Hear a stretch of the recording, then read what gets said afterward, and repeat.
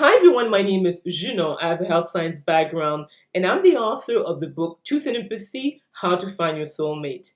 And I'll put a link to the book below. This video is the MBTI personality type assessment of Jesus Christ. It is the holiday season, so I thought it would be an interesting video to make. Again, when it comes to 16 MBTI personality types, they can be grouped into four main ones. The first one are sensor judgers, the second sensor perceivers, the third intuitive thinkers, and the last one intuitive feelers. To me, Jesus Christ was an intuitive feeler, and I will explain why. And again, I have a couple of notes here so I don't miss anything. There are right now about 7 billion people on earth, and about a third of them identify as Christians. So this could have had a great impact on the world, and so much so that many events or people or other aspects of history are dated based on his year of birth and after his death. There are skeptics of the historical existence of Jesus Christ, and I think it would be an interesting exercise to check out the documentary that I'm going to put in the description of this video, because they explore this idea.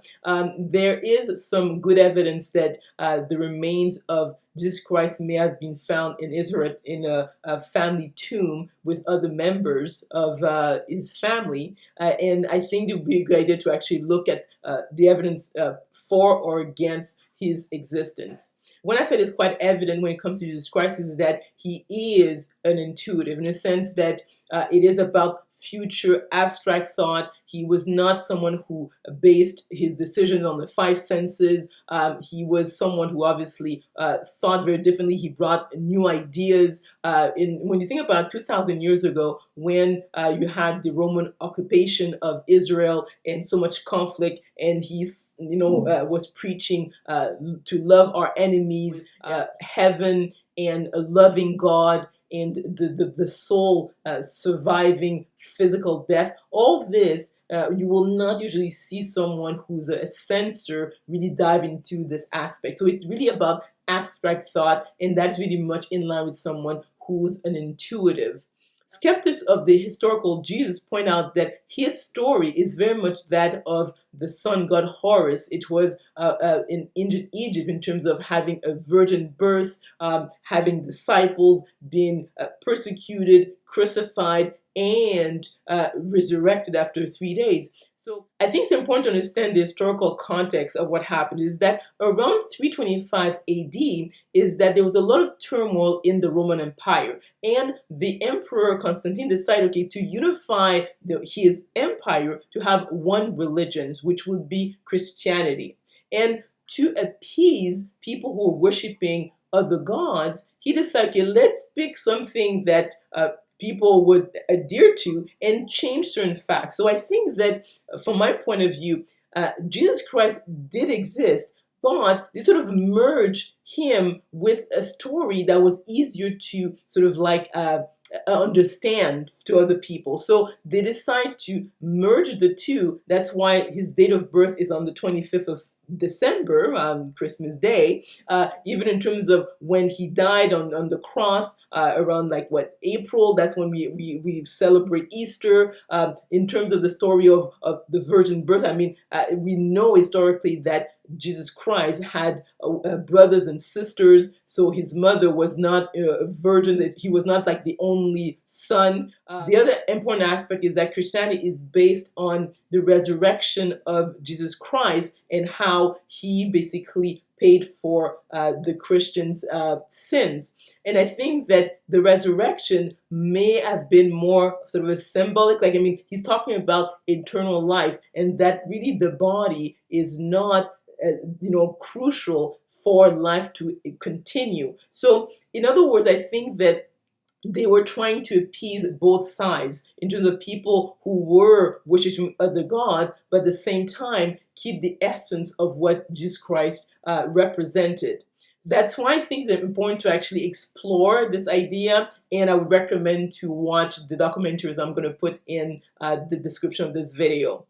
The other point is whether Jesus was a judger versus a perceiver. I would lean more being a judger, because when you look at the context of 2,000 years ago in Israel during Roman occupation. Starting a new religion, I mean, you really have to be organized, structured, driven to get this done. And to have even people want to follow you, they have to see that you know where you're going. You need someone who has a vision and know how to implement it. It took more than 300 years before Christianity became the main religion when it comes to the Roman Empire. So, in other words, Jesus Christ had to know how to recruit the right people, people who would also be driven to maintain the momentum so that Christianity ultimately would spread all over the world. The other important point is whether Jesus Christ was an introvert or extrovert. I would lean more him being an introvert because if you look at the function stack of the INFJ, the first function is introvert intuition, which has to do with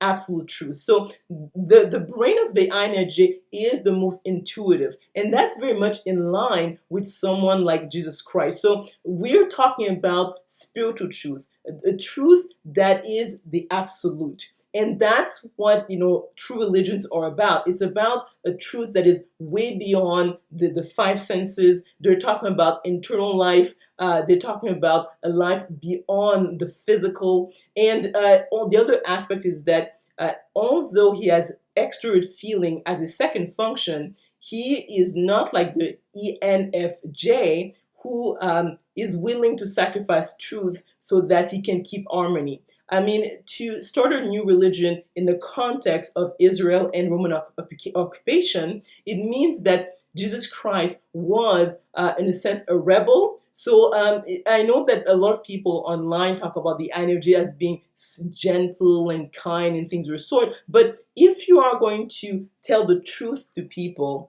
you have to be willing to go against the grain, to tolerate being rejected, not being liked. And in a sense, Jesus Christ was a revolutionary. And Jesus Christ was willing to die for absolute truth. And he knew it. I mean, he only preached for 3 years from the age of 30 to 33, and he knew that not only he would be killed, but like most of his followers as well. I think it's very much in line with the INFJ personality type, and I know that online they always talk about INFJs being gentle and kind and soft-spoken, but I would not actually see Jesus Christ as being like that, because imagine having to convince others to follow you into like something that is quite dangerous. I mean, most of the people who started new sects and new religions were persecuted, and a number of actually his close, disciples ended up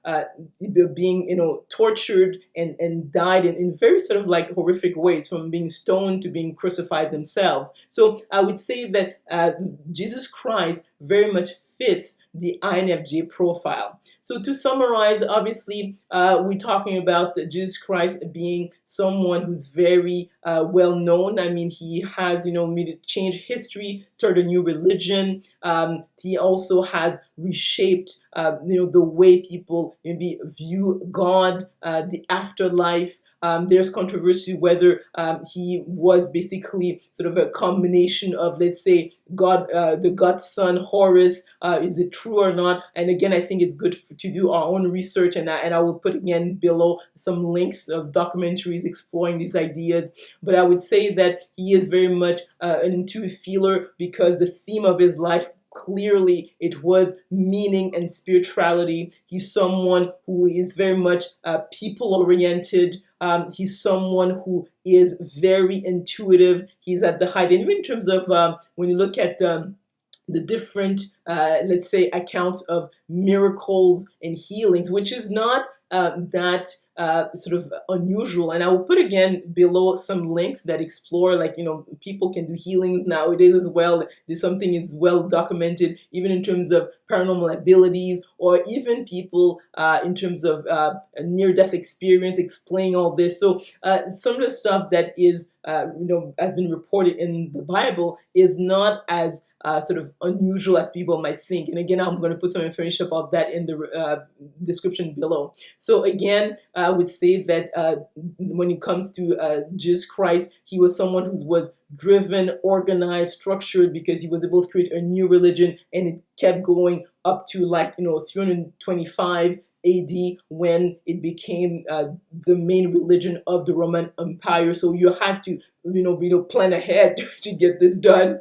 The other aspect is that he's very much an introvert, in the sense that when you look at his function stack, his first function is most likely intuition. Just the fact that he had a healing effect on pretty much everyone, and it's only the INFJ who is able to do that. And in terms of the ideas he put forth, this is very much in line with the INFJ personality type. So let me know if you agree or disagree with this personality type assessment by commenting below. If you enjoyed this video, please click on the like button, subscribe to my channel, and we will talk soon.